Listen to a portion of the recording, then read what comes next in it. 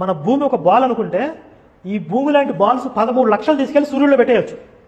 అది సూర్యుడి సైజు. మరే ఆకాశంలో పెద్ద జ్యోతిని చేశాడు సూర్యుడు, చిన్న జ్యోతిని చంద్రుడిని చేశాడు.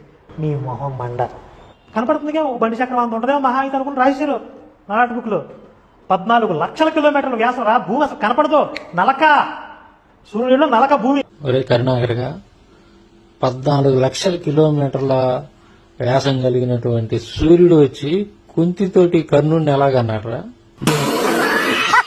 మరి ఒక పాము, రాహు అనేటువంటి పాము వచ్చి మింగుతుంది కదా, రాహుకేతు అనేటువంటి పాములు మింగుతున్నాయి కదా. సూర్యుని మింగినప్పుడు సూర్యగ్రహణం, చంద్రుని మింగినప్పుడు చంద్రగ్రహణం అని మీ గ్రంథాల్లో రాసుకున్నారు కదా.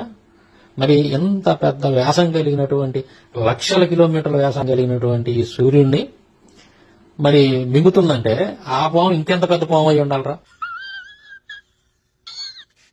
భూమి భూకంపాలు ఎలా వస్తాయి? పాము ఎత్తి మీద పెట్టుకొని మోస్తుంది, దానికి తలకాయని పూసినప్పుడు అటు ఇటు కదిలించిన భూకంపాలు వస్తాయని చెప్పి ఏ సైంటిస్ట్ అన్నా చెప్పాడు. అసలు ఎంత వాస్తవానికి ఎంత దూరంగా ఉన్నాయా ఈ విషయాలన్నీ? నీకు కొంచెం కూడా సిగ్గుచారం వేయట్లేదా కట్నాకరగా? బైబుల్ విమర్శించడానికి అసలు ఏ మొహం పెట్టుకుని బైబుల్ విమర్శిస్తున్నా? పూలు మోస్తున్న ఆ సర్పం యొక్క కన్నులు నిద్రమత్తుచే మూతపడుతూ ఆడించినప్పుడు సర్పం యొక్క నోరు సాగటం వల్ల తల మీద ఉన్న భూమి కదులుతుంది. అప్పుడు పర్వతములతోనూ, సముద్రములతోనూ, నదులతోనూ, అడవులతో నిండి ఉన్న ఈ భూమి కనిపించును. భాగం రా, చాలా చిన్న భాగం. ఏది భూమి అనేది సూర్యుడితో మనం పోల్చుకుంటే చాలా చిన్నది. నలకంత అని చెప్పి పచ్చాలు చెబుతాయి కదరా. మరి నీ మత గ్రంథాలు ఏం చెప్తున్నాయి? సూర్యుడి కంటే భూమి పెద్ద అని చెప్తుంది. భూమి యొక్క వైశాల్యం 50 కోట్ల యోజనాలని చెప్తా ఉంది. సూర్యుడి యొక్క వైశాల్యం 25 కోట్ల యోజనాలని చెప్తా ఉంది.